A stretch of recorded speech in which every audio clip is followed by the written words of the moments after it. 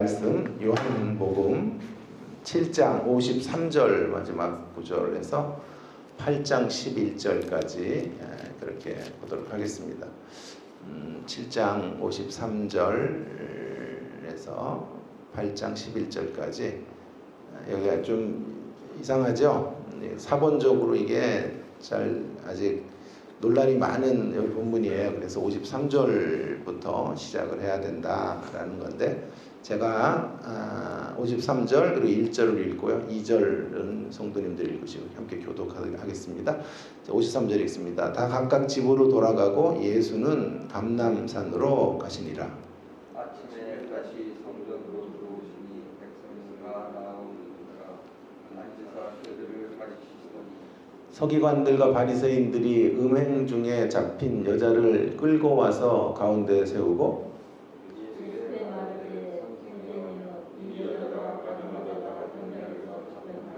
모세는 율법에 이러한 여자를 돌로 치라 명하였거니와 선생은 어떻게 말씀하겠나이까?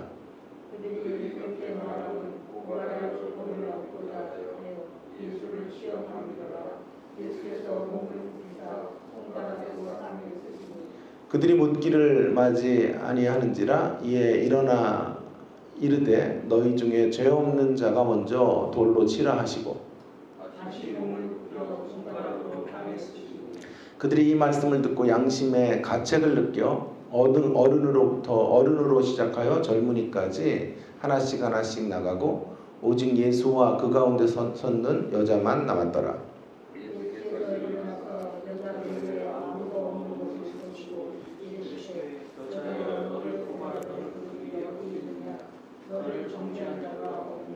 함께 읽습니다. 대답하되 주여 없나이다. 예수께서 이르시되 나도 너를 정죄하지 아니하노니 가서 다시는 죄를 범하지 말라 하시니라.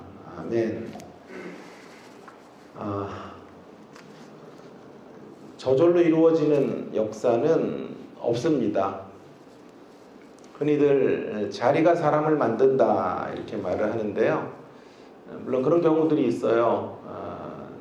교회 같은 경우에 선임자가 정말 탁월한 분인데 후임자는 좀 감이 아니에요.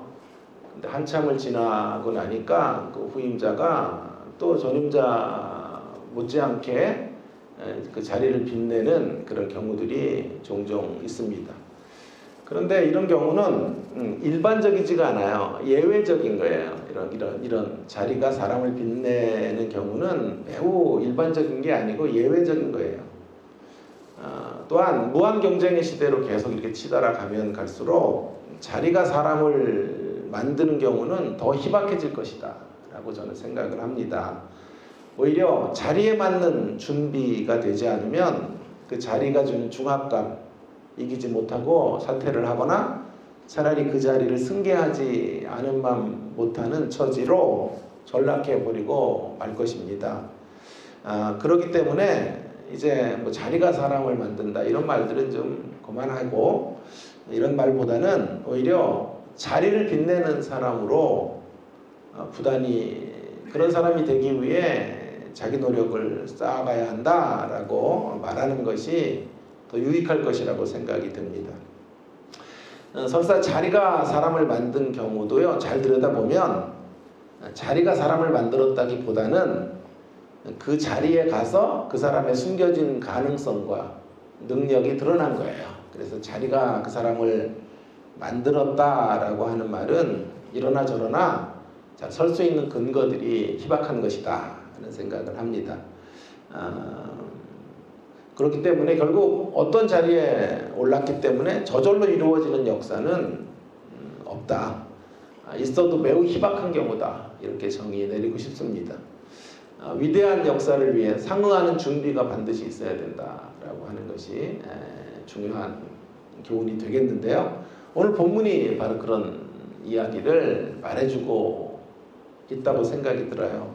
유명한 본문이죠. 가늠하다가 현장에 잡힌 여인, 그 여인을 앞에 세우고 종교 지도자들이 예수님을 함정에 빠뜨리려고 시험을 하죠. 예수님이 그들을 단칼에 제압하시고 그들로 모두 돌아가게 합니다. 성경의 그 어떤 기사보다도 사실 예수님의 멋진 모습이 소위 말해서 뿜뿜하고 드러나는 폭발하는 이런 모습이에요. 너무나 멋진 예수님의 모습, 이런 모습이 본문에 소개되어져 있는 거죠. 저는 이런 예수님의 역사를 낮의 역사라고 부르고 싶은데요. 2절에 보면요, 아침에라는 구절에서 제가 이런 제목을 이제 만들게 되었습니다. 이 아침의 역사, 낮 시간 동안 있었던 사역인데요. 여러분, 이런 멋진 뿜뿜할 수 있는 사역이 드러날 수 있었던 이유는 예수님이기 때문에 그런 거예요. 예수님이니까 당연한 것이에요. 그러나 또 한 가지를 또 생각해 봐야 돼요. 예수님이심에도 불구하고 이 낮의 역사를 위해서 지불한 대가가 있었다라고 하는 이 두 가지 흐름으로 오늘 말씀을 좀 들여다보려고 합니다. 먼저 이 아침에 있었던 역사, 낮의 역사의 어떤 이런 내용들이 어떤 것인지 하는 것들을 좀 살펴보고요. 그 낮의 역사는 어디에 기인하는가, 어디에서 오는가라는 문제를 더 심도 깊게 생각해 보려고 합니다. 첫 번째 말씀은 굉장히 명시적으로 본문에 나와 있어요. 두 번째 말씀은 암시적이에요. 그래서 잘 우리가 본문을 들여다봐야 되고 묵상을 해야만 두 번째 대지는 찾을 수 있다고 생각이 들어요. 자, 먼저 낮의 역사에 대해서 좀 생각을 해보겠습니다. 낮의 역사가 펼쳐진 사건의 전모를 다시 한번 기억할 필요가 있겠는데요. 아침에 무슨 일이 있냐 하면 예수님이 다시 성전으로 들어가시죠. 거기서 이제 예수님께서 가르치시죠. 앉아서 가르치시는데 7장이 끝나고 다시 성전으로 예수님이 들어가신 것입니다. 그때 서기관들과 바리새인들이 음행 중에 잡힌 여인을 끌고 오죠. 현장범으로 여인을 잡아서 자기들이 해결하면 될 일을 예수님 앞으로 데리고 온 거죠. 그리고 물어요. 모세의 율법으로는 이런 여자를 돌로 치라고 했는데 당신은 뭐라고 말하겠소? 라고 질문하게 되는 것입니다. 이 질문의 의도가 매우 괘씸하죠. 교수 생활을 제가 20년 했는데 깜짝 놀라셨죠. 40대 초같이 생겼는데 20년을 했다. 여러분 놀라셨을 텐데 너무 충격받지는 마세요. 자, 어쨌든 제가 교수 생활을 하면서 알게 된 질문에 두 종류가 있다는 걸 알게 됐어요. 처음에 그것도 몰랐는데 연차가 쌓이면서 알게 됐는데 하나는 한 종류의 질문은 몰라서 하는 질문이에요. 진짜 알고 싶어서 하는. 너무 고마운 질문이죠. 그런 질문은 동기가 순수하고 선해요. 또 하나의 질문은 이미 지가 답을 다 갖고 있어요. 답을 다 알고 있는데 시험하기 위해서 교수 이놈은 알고 있나? 네가 그렇게 잘났는지 한번 테스트를 해보겠다 라는 질문의 경우가 있더라고요. 그런데 그런 두 번째 경우의 질문은 상당히 어려워요. 칼빈 선생님이 다시 태어나도 답 못해요. 사도 바울이 다시 탄생해도 답하기 힘든 그런 내용들을 시험에 맞들이기 위해서 던지는 경우들이 있죠. 제가 그런 학우들을 제압하는 비법이 있어요. 강의 비법. 알려드릴까요? 업종 비밀이긴 하지만 제가 좀 알려드릴게요. 별로 알고 싶어 하시는 표정은 아닌데 그래도 할 수 없어요. 원고에 적어놨기 때문에 알려드려야 돼요. 강의 비법은 뭐냐 하면 단순해요. 아주 강의할 게 많은 것처럼 열정적으로 강의하는 거예요. 잠시의 틈도 단 1분 정도의 휴식 기간도 없이 강의를 계속해 가는 거죠. 너무 할 내용이 많아. 그래서 잠시도 짬을 낼 수 없는 그런 강의를 하신다 라는 생각을 갖게 하면 되는 거예요. 별거 아니죠? 그러면 질문하려는 사람들이 어디 좀 중간을 끼고 들어갈 수가 없기 때문에 강의 내내 아무 질문 없이 무탈하게 그렇게 강의를 할 수 있고 20년째 이렇게 실력이 없음에도 먹고 살 수 있다. 이것이 저의 강의의 비법인데요. 이렇게 재미없는 줄 알았으면 괜히 했어요. 자, 지금 서기관들과 바리새인들의 질문의 의도가 매우 괘씸해요. 예수님을 함정에 빠뜨리기 위해서 질문하고 있는 거죠. 질문 던지기라고 하는 것은 배움의 가장 유용한 방식이기 때문에 매우 중요한 것인데요. 지금 그런 배움에 대한 열망으로 질문하는 게 아니에요. 6절에 보시면 분명한 그들의 의도가 나오는데 그들이 이렇게 말하면 고발할 조건을 얻고자 하여 예수를 시험함이로라. 예수님을 시험하기 위해서 지금 함정을 파놓고 어떡합니까? 이 가늠하다가 현장에 잡힌 여인 어떻게 해야 됩니까? 모세의 율법으로는 돌로 치라고 했는데 당신의 답은 무엇입니까? 만일 돌로 치라, 율법대로 돌로 치라고 하면 사랑이 없다는 논리로 예수님을 비판할 것이고, 만약에 그녀를 용서하라고 하면 공의가 없다라고 하는 말로 또 예수님을 폄하하고 궁지에 몰아넣을 수밖에 없을 거예요. 자, 이런 상황 속에 예수님은 지금 사랑과 공의의 딜레마 속에 빠지게 된 거죠. 사랑과 공의의 딜레마, 진퇴양난의 상황 속에 놓여지게 된 것입니다. 이제 궁금해져요. 예수님의 역공은 어떻게 펼쳐질 것인가 하는 것이 오늘 흥미진진한 대목인데요.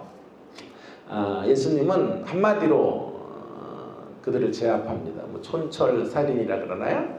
한마디의 말씀으로 이렇게 제압하시죠.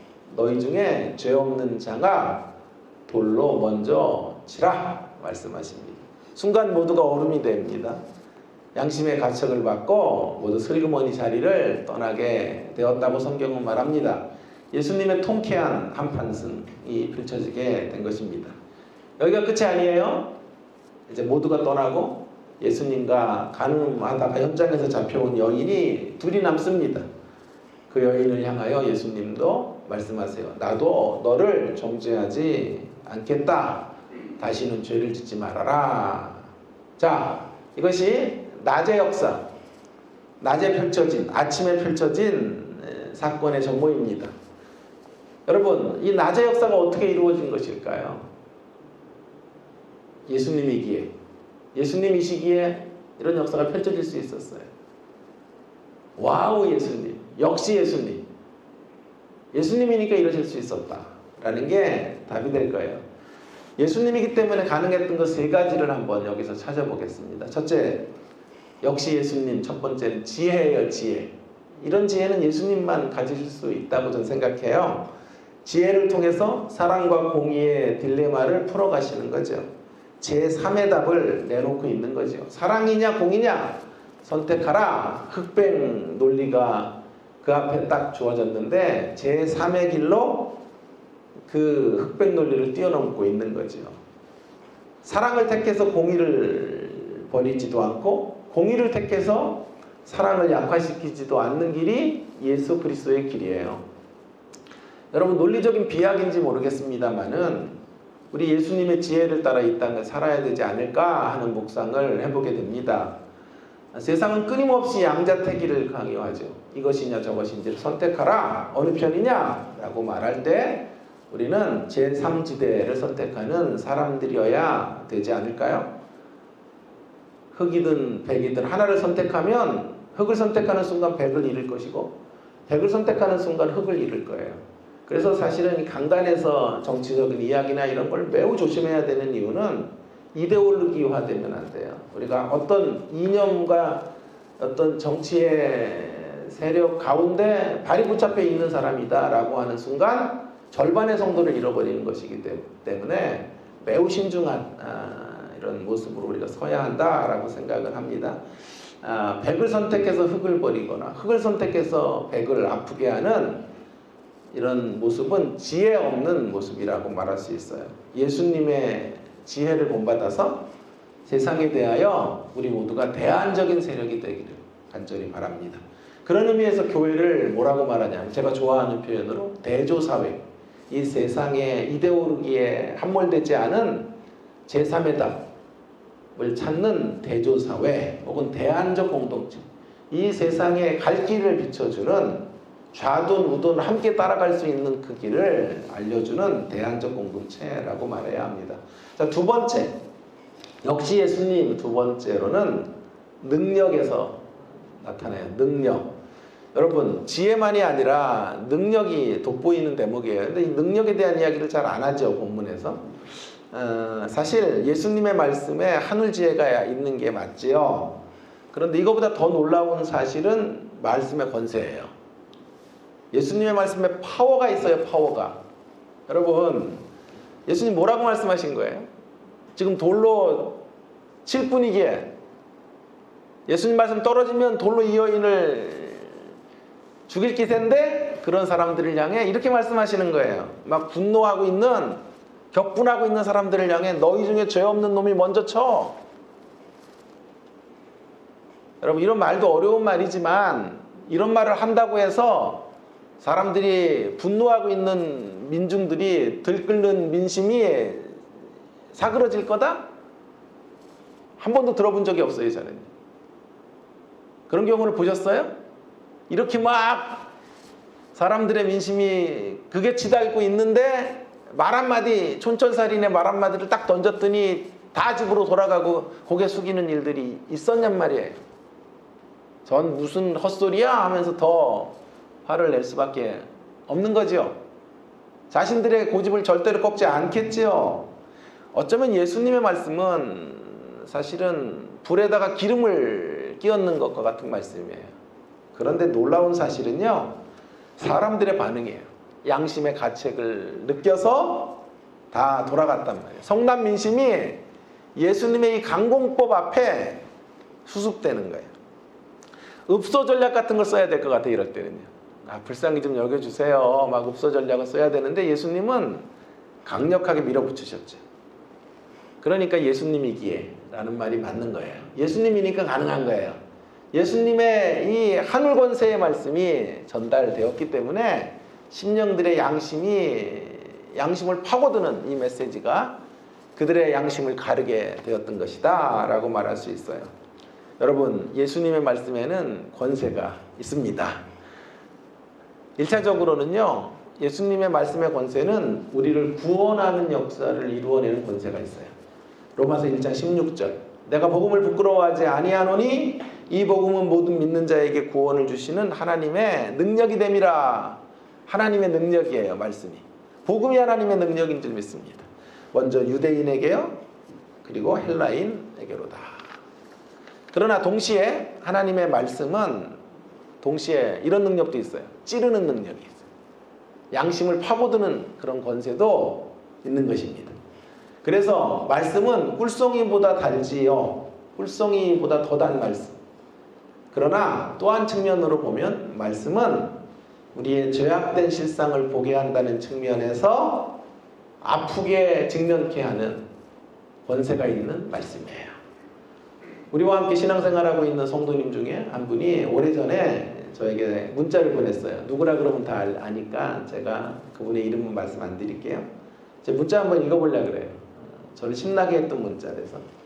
목사님을 통해 듣는 하나님의 말씀이 어찌나 달고 쓰고 맵고 오묘한지 그저 감사할 따름입니다. 오래오래 말씀 전해주세요. 그분 예언대로 오래오래 이렇게 하게 됐네요, 여러분 앞에. 여러분, 저를 기쁘게 한 대목이 이 대목이에요. 목사님의 말씀이 얼마나 단지 많이 아니라 달고나에 있는 게 아니고 그 다음 구절이 저를 기쁘게 하더라고요. 얼마나 쓰고 얼마나 매운지. 이 다름과 씀과 매움이 합쳐져서 오묘하다 이 말이에요. 제가 묵상을 한 거예요, 이걸 가지고. 얼마나 기뻤는지 이메일이. 그래가지고 이메일을 제가 학교 연구실 들어가는 문에다가요, 딱 하고 붙여 놓으려 그러다가 환자라 그럴까봐, 저 인간이 저게 환자다, 환자, 학생들이 그럴까봐 전 그러고 싶었으나 그렇게 하진 않았어요. 여러분, 제가 이 말씀이 참 기뻤던 게 뭐냐면 이 문자가요, 제가 제대로 가고 있구나. 말씀이 여러분들에게 달콤하게만 제가 만들어 드리면 물론 그것도 귀한 거예요. 말씀이 정말 달아요. 목사님 말씀 들으니까 너무 달콤해요. 잘하는 거죠. 그러나 그것이 전부면 저는 직무유기하는 거예요. 말씀은 단맛의 능력만이 아니라 매우 써야 돼요. 말씀은 우리 양심을 찔러야 돼요. 말씀은 아주 매워야 돼요. 너무 매워가지고 어찌할 줄 모르도록 이 말씀 앞에 맥을 못 추도록 만들어줘야 돼요. 그렇게 가면 설교 사역을 제대로 하고 있는 거예요. 그걸 인정해 준 것 같아서. 그러면서 마지막 결론은 오묘하잖아요. 오묘하니까. 그만합시다. 자, 어쨌든 그래서 이 하나님의 말씀, 양심을 찌르고 들어오는 하나님의 말씀, 그래서 아프게 우리를 되돌아보고 점검하는 말씀이 될 수 있기를, 그런 말씀들을 이 아침에도 다시 한번 경험하시게 되는 주님의 십자가 교회 모든 성도님들 되시기를 주의 이름으로 축원합니다. 자, 세 번째, 역시 예수님의 모습은 세 번째. 첫 번째, 주로 이제 본문 갖고 첫 번째 얘기만 해요. 지혜가 있으셨다. 사실은 지혜보다 더 중요한 건 능력이었고, 이거보다 더 큰 것은요, 사죄의 선언이에요. 사죄의 선언. 예수님이니까 죄를 용서할 수 있는 거예요. 예수님이니까 다시 나도 너를 정죄하지 않겠다. 그 말을 하나님 앞에 이 여인을 올려드리는 거나 똑같아요. 하나님 앞에 이제 더 이상 이 여인은 죄인이 아니에요. 의로운 여인이 된 거예요. 상대적으로 우리도 사람을 용서할 수 있어요. 그러나 우리의 용서는 상대적이에요. 예수님의 지금 이 용서의 말씀은 절대적인 거예요. 예수님만 하실 수 있어요. 와우, 예수님, 역시 예수님, 예수님이시니까 가능한 말씀이에요. 그런데요, 한 걸음 조금 더 들어가 볼게요. 이런 거 좋아해요. 한 걸음씩 더 들어가는 거. 자, 한 걸음 더 좀 들어가 볼게요. 사죄의 선언을 예수님만 할 수 있죠. 그죠? 사죄의 선언을 예수님만 할 수 있잖아요. 여러분 그렇게 찬양할 때만 그렇게 좋은 반응 보내주시고 말씀 들을 때 그렇게 인상 쓰실래요? 자, 잘 좀 들어와 보세요. 말씀도요. 자, 보세요. 사죄에서는 예수님만 하시는데, 그래서 역시 예수님이다 라고 이제 말씀할 수 있는데, 그런데 우려가 되는 대목이 있어요. 이 말씀을 읽는 사람들이 자칫 잘못 적용할 가능성이 얼마든지 있지 않아요? 그런 생각을 해보셨어요? 오용될 수 있는 위험이 있는 거죠. 어떤 위험? 한번 생각해 보세요.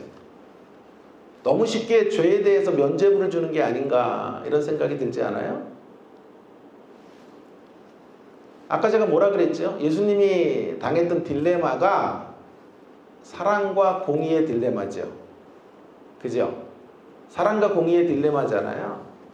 그런데 예수님이 마지막으로 선택한 길은 뭐죠? 여인을 용서했으니까 공의를 바로잡은 건 아니네요.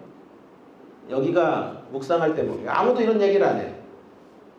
본문을 수박 겉핥기로 읽는 거잖아요. 본문을 진지하게 읽어야죠. 자, 사랑과 공의의 딜레마라는 얘기는 엄청나게 많이 하는데 예수님이 궁극적으로 떨어진 자리가 공의를 잃어버린 자리거든요. 나도 너 정죄하지 않으니 가라 말씀하시는 거죠. 그래서 자칫 잘못하면 이렇게 간단 말이에요. 범죄자를 앞에 두고 다 용서하자. 그러니 교회에 없어지는 게 치리가 없어지는 거죠. 정당한 징계가 있어야 되는데 이런 게 없어요. 교회가. 권징이 사라졌잖아요. 한국교회가. 그러면서 그럴 때 이제 쓰는 구절이 이 구절이에요. 예수님 다 용서했으니 우리도 용서하자. 이렇게 갈 악용될 가능성이 얼마든지 있다고요. 자, 이걸 어떻게 해결할 것인가 하는 문제가 매우 중요한 대목이라고 생각해요. 결국 그렇지 않다라는 게 결론적인 답이에요. 예수님은 공의를 무시한 것이 아니다. 그럼 공의를 어떻게 확보하셨을까 하는 것을 본문에서 찾아보고 또 더 크게 예수님의 생애 속에 찾아봐야 돼요. 이 대지만 가지고도 사실 1시간 정도 해야 되는데 막 축약해서 지금 하는 거예요. 자, 간략하게 하겠습니다. 먼저 11절이 일단은 예수님이 사랑만 선택한 게 아니라는 말씀의 근거가 되겠는데요. 대답하되 주여 없나이다. 사랑 없습니다. 예수께서 이르시되 나도 너를 정죄하지 아니하노니. 거기까지만 보면 안 돼. 그 다음에 가서 다시는 죄를 범하지 말라. 이제 다시 죄 짓는 일을 하지 마. 엄하게 경고하시는 것을 보니까 예수님께서 결코 공의를 내팽겨치고 싶은 마음이 없는 거예요. 지금 이 여인에게 정말 필요한 우선순위는 용서거든요. 우선순위로 용서를 하는 것이지 용서만 하는 게 아니에요. 다시는 이제 죄를 범해서 이러한 불미스러운 일에 발목이 잡히는 일이 없도록 단속해라. 이렇게 권면하시는 거죠. 자, 이제 더 크게 나가 보십시다. 다음으로 이 사죄의 선언이 면죄부가 아니다. 너무 쉬운 면죄부가 아니라고 하는 것을 알게 하는 예수님의 생애의 절정은 십자가예요. 십자가. 여러분, 그녀의 죄에 대해서, 우리의 죄에 대해서 무죄라고 선언하시는, 의로운 자라 법정적 칭의라 그러잖아요. 의롭다 칭해 주시는 거잖아요. 근데 무죄 선언은 값싼 은혜가 아니에요. 값진 은혜예요. 값싼 은혜가 아닌 값진 은혜란 말이에요. 누군가는 죄의 대가를 지불해야 된다. 그죠? 그래서 십자가가 들어오는 거예요. 우리가 지불해야 될 그 죄의 대가를 아무도 지불하지 않으면 사랑을 선택하는 거죠. 공의 없는 사랑을 선택하는 거죠. 이해가 되시죠? 그래서 예수님의 십자가가 필요한 거예요. 예수님 우리의 모든 죄의 짐을 짊어지고 이 여인의 간음의 죄를 짊어지시고 저와 여러분의 모든 죄악들을 그 어깨에 담당하시고 십자가에 죽으심으로 우리에게는 사죄의 은총이 주어지게 되는 것이에요. 오묘한 말씀이에요. 사죄의 말씀. 그래서 이런 말에 주의하셔야 된다고 제가 여러 차례 말씀드렸어요. 십자가, 하나님의 은혜 공짜라는 말에 주의하셔야 돼요. 공짜라는 말은 받는 사람들을 공짜로 누리게 했다는 뜻이지 주는 사람의 편에서 아무 대가가 없었다는 뜻이 아니에요. 우리에게 공짜 선물이 되기까지 얼마나 뒤안길에서 예수님이 치르신 희생이 있는지를 생각해야 돼요. 자녀들에게 공짜 선물 주기까지 이 철없는 자녀들이 모르죠. 그걸 그냥 돈 주면, 용돈 주면 희낙낙하고 쓰고 유흥비나 쓰고 하죠. 근데 부모는 그걸 만들기 위해서 어떻게 해요? 모진 시간들을 견디고 자존심도 꺾어야 되고 이 대학교체 나가서 일하며 돈을 벌어 주는 거죠. 그러니 자녀에게는 공짜로 주는 용돈이지만 부모의 편에서는 엄청난 대가가 지불되는 거죠. 이게 기독교 신앙인 거죠. 예수님의 십자가인 거죠. 그래서 사랑과 공의가 이 공의의 축이 함께 균형을 잡는 메시지가 되는 것입니다. 그래서 오늘 이 본문을 준비하는데 이 찬송이 생각이 나는 거예요. 주 달려 죽은 십자가. 우리가 생각할 때 세상에 속한 욕심을 헛된 줄 알고 버리니. 십자가 생각하면 이제 우리는 거룩하게 살아야 돼요. 십자가 생각하면 사랑, 은혜만이 아니라 십자가에서 우리의 죄짐을 짊어지시고 하나님의 공의로운 잣대를 만족시켰던 예수님의 모습을 보면서 우리도 이제 우리의 욕정을 십자가에 못 박겠습니다 라는 윤리적 결단, 삶의 자리로 나아가야 될 줄로 믿습니다. 값싼 은혜는 없습니다. 오직 값진 은혜만 있다. 자, 이제 시간이 좀 갔지만 낮의 역사는 드디어 큰 두 번째로 어디서 오는가? 제가 이걸 찾고 싶었어요. 아무도 또 이런 것도 안 찾아주니까 좀 안 찾아주면 전 또 막 호기심이 발동하는 사람이죠. 제가 찾고 싶었어요. 낮의 역사는 어디서 오는가? 그래서 첫 번째 제가 나누려고 하는 내용은 예수님이심에도라는 말이에요. 자, 지금까지 저는 이렇게 멋진 뿜뿜, 이런 멋진 어떤 모습들을 드러낼 수 있었던 건 예수님이시기에 그분이 인생이 아니고 예수님이기 때문에 이런 지혜와 능력과 사죄의 은총을 갖고 계셨다라고 말씀을 드렸어요. 근데 이렇게 설교를 끝내면 우리가 제일 잘하는 게 뭐냐 하면 빠져나가는 거에 명수들이거든요. 우리는. 그럼 예수님이니까 뭐 우리랑 무슨 상관이 있어요? 이거 우리 관계 없어요. 이 말씀은요. 예수님 멋진 모습 드러내고 끝내면 안 되죠. 그리고 우리는 빠져나가요? 안 되겠어요.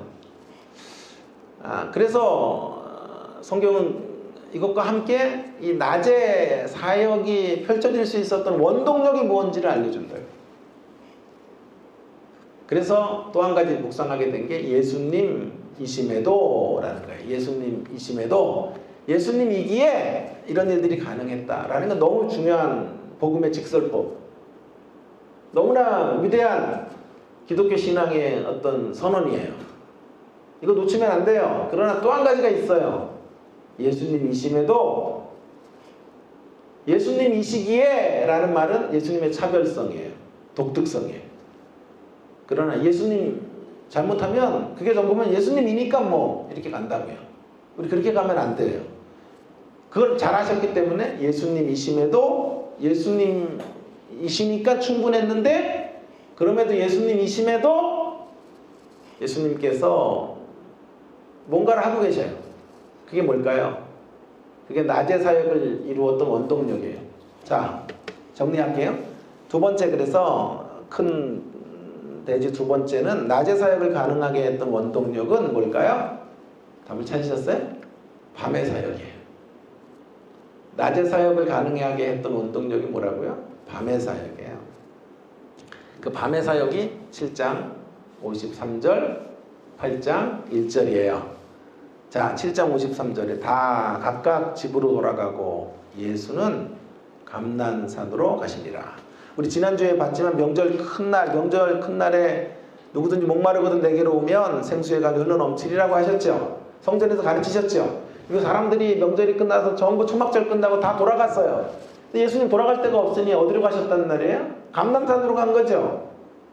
감람산에 뭐가 있어요? 겟셋마네 동산이 있어요. 이런 걸 추적하니까 감람산에서 뭐 하셨는지가 답이 나오죠. 그 온 밤을 지새시는 거예요. 감람산에서 뭐 하셨을까요? 기도. 낮의 사역을 가능하게 했던 원동력은 밤의 사역이에요. 밤의 사역. 밤의 사역 그러니까 세상에서는 되게 좀 안 좋은 의미죠. 그런 의도가 아니고요. 그런 말이 아니고 밤의 사역은 감람산에서 온 밤을 지샜단 말이에요. 온 밤을 지새고 아침을 맞이하시는 거예요. 아침이 되어서 그냥 멋지게 일하는 게 아니에요. 그냥 그럴 수 없었다는 것을 말해주는 거예요. 예수님이니까 그래도 되는데 예수님이심에도 불구하고 밤새 사역이 끝나고는 하나님 앞으로 걸어가세요. 다시 기도의 자리를 확보하고 계신 거죠. 예수님이 이렇게 기도의 목마름을 가졌던 이유는 세 가지 정도로 찾을 수 있어요. 하나는 관계의 목마름 때문에 그래요. 하나님과의 관계에 너무 갈증이 있는 분이에요. 그래서 그 관계의 목마름을 계속 채워가기 위해 끊임없이 기도하시는 거예요. 두 번째로는 사명의 목마름이에요. 사명을 잘 감당해야 된다라는 예수님의 목마름이 계셨기 때문에 예수님은 한적한 곳을 언제나 사랑하셨고 고독의 시간들을 즐기시며 하나님 앞에 단독자로 섰어요. 마지막 세 번째 것은요. 세 번째 단계는 습관을 따랐어요. 이것도 1시간 거리예요. 관계의 목마름, 사명의 목마름, 습관을 따라서 행하시는 습관의 목마름이라 그럴까요? 습관을 따라. 근데 습관을 따라 기도하는 걸 너무 하찮게 여기면 안 돼요. 여러분, 습관을 따라 기도하는 게 굉장히 높은 수준이에요. 사실은요. 거룩한 습관을 갖는 거, 거룩한 습관으로 하나님을 섬기는 거. 다니엘이 그 습관으로 이기잖아요. 왕의 조서에 도장이 찍힌 것을 알고도 자기 집에 들어가 윗방에 올라가 예루살렘을 향한 창문을 열고 전에 하던 대로 하루 3번씩 기도했다. 습관을 따라. 다니엘 6장 10절이죠. 진정한 다니엘이신 예수님 이 땅에 오셔서 먼저는 하나님과의 관계 때문에 기도하시고 사명 때문에 기도하시지만 또 습관을 따라서 날마다 좋은 습관, 거룩한 습관을 따라 기도의 자리로 나아가시는 밤 사역을 성실하게 임하신 거예요. 그래서 낮에 멋진 뿜뿜의 사역을 이루어내실 수 있었던 거예요. 적용. 여러분, 적용은 간단해요. 예수님이심에도 밤 사역에 신실하셨다면 답이 나왔죠? 예수님인데 예수님도 이런 밤 사역을 감당하셨다면 여러분, 우리는 얼마나 밤 사역을 더 감당해야 될까요? 아침의 사역은 아침에 눈 떠서 비장하게 오늘 승리해야지 한다고 확보되는 게 아니에요.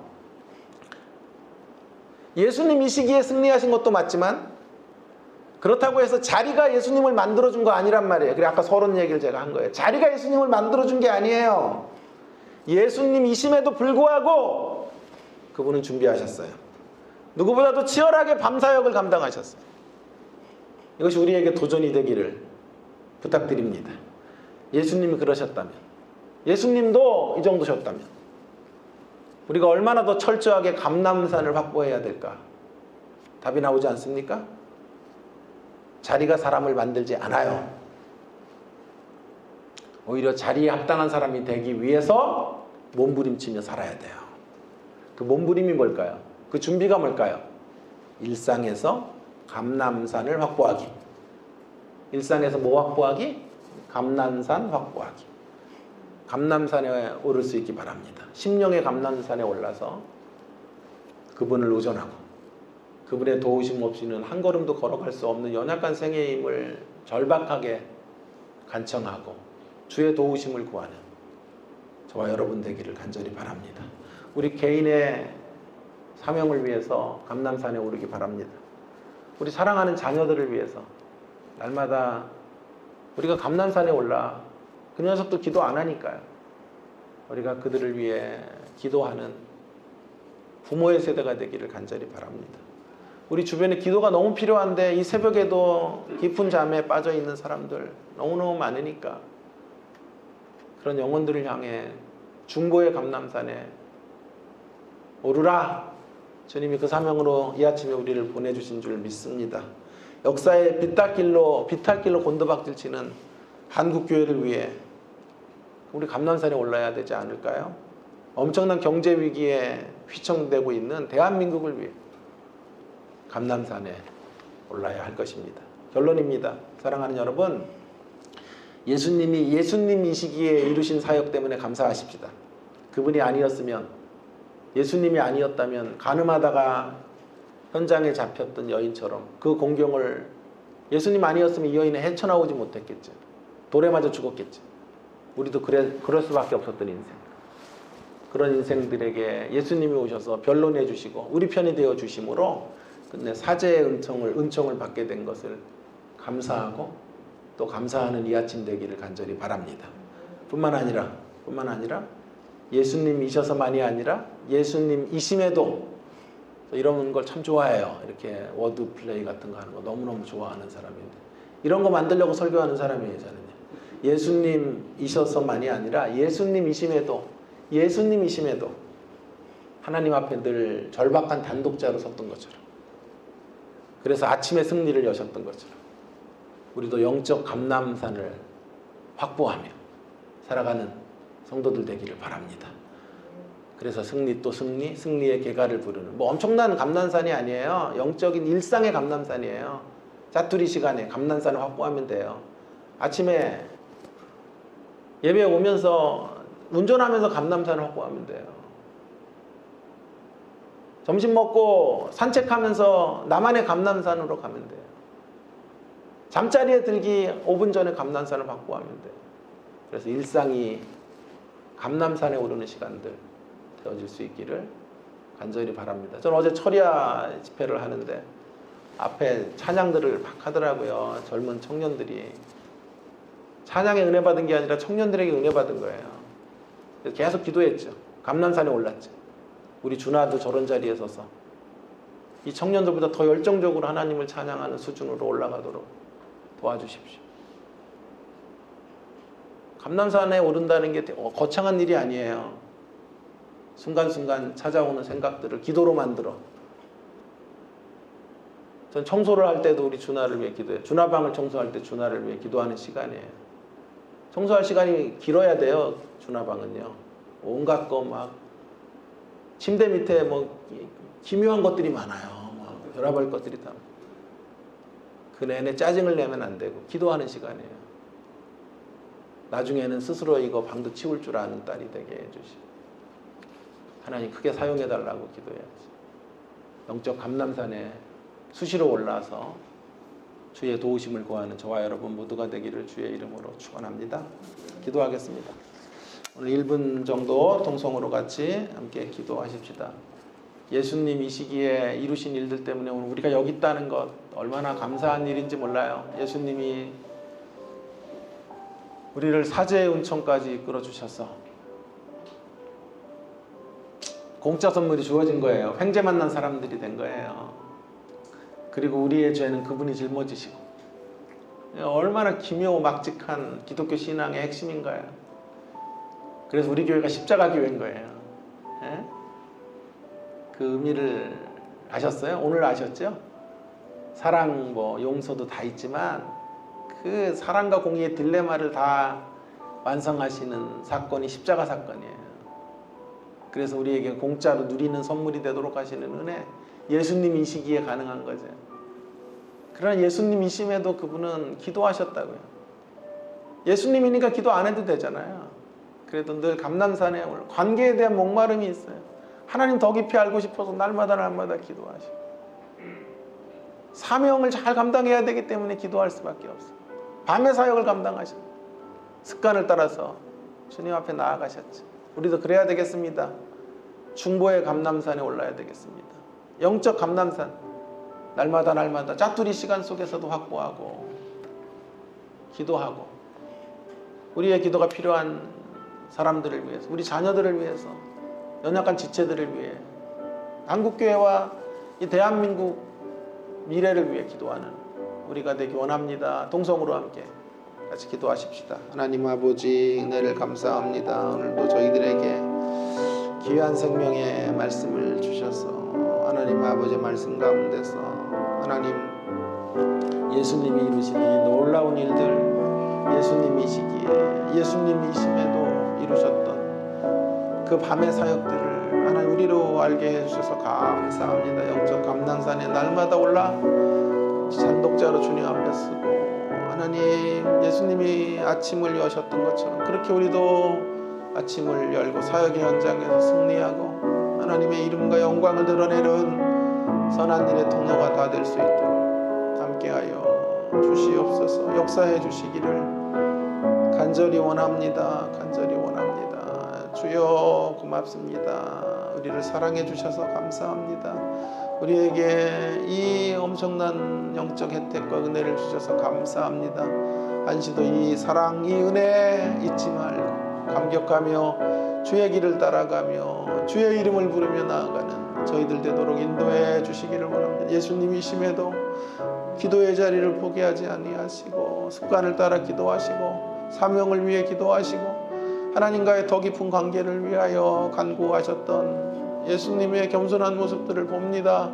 주님, 우리도 그렇게 주 앞에 서게 하셔서 영적 감람산을 확보하며 하나님 앞으로 나아가는 믿음의 사람들 될 수 있도록 은혜를 베풀어 주옵시기를 간절히 원합니다. 함께하여 주시옵소서.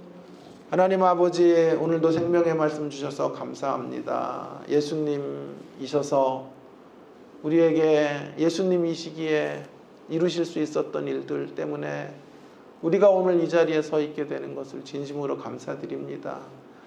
가늠하다 현장에 잡힌 여인처럼 공경에서 헤어나올 수 없었던 생애들이었는데 사단의 정죄와 고발 앞에 주저앉을 수밖에 없었고 무너질 수밖에 없었던 생애들이었으나 주님 계셨기에 주님이 우리 편이 되어주시고 주님이 우리를 보듬어 안아주셨기에, 그리고 나도 너를 정죄하지 않겠다고 말씀하셨기에 하나님 이렇게 귀한 자리, 복된 자리, 구원의 자리, 영생의 자리로 나오게 된 것을 진심으로 감사드립니다. 늘 이 감격 잊지 않고 우리 생에 마치는 날까지 주님 노래하며 살아가는 저희들 되어지기 원합니다. 예수님이심에도 불구하고 감람산을 확보하시고 날마다 한적한 곳으로 나아가 절대적인 단독자로 주님 앞에 서시며 하나님과의 더 깊은 관계의 목마름, 사명에 대한 목마름, 그 목마름을 위하여 기도하시고 습관을 따라 기도하시며 아침의 사역들을 감당하시고 위대한 승리의 새 시대를 열어주신 주님 감사합니다. 우리도 그렇게 살게 해주시기를 원합니다. 우리도 감람산, 영적 감람산을 수시로 확보하여 중보하는 사람들 되게 해 주시옵소서. 우리 자신을 위해 기도하고 기도하지 않는 우리 자녀들을 위해 우리가 대신 기도하고 연약한 지체들을 위해 중보하고 한국교회와 대한민국을 위하여 간절히 무릎 꿇는 저희들 모두가 다 되게 하여 주시옵소서. 이 시간 개인적으로 기도할 때 그렇게 주님을 만나는 주님 앞으로 단독자로서는 귀한 시간이 될 수 있도록 인도하여 주옵소서. 예수님 귀하신 이름으로 간절히 기도 올리옵나이다. 아멘. 각자 기도하겠습니다.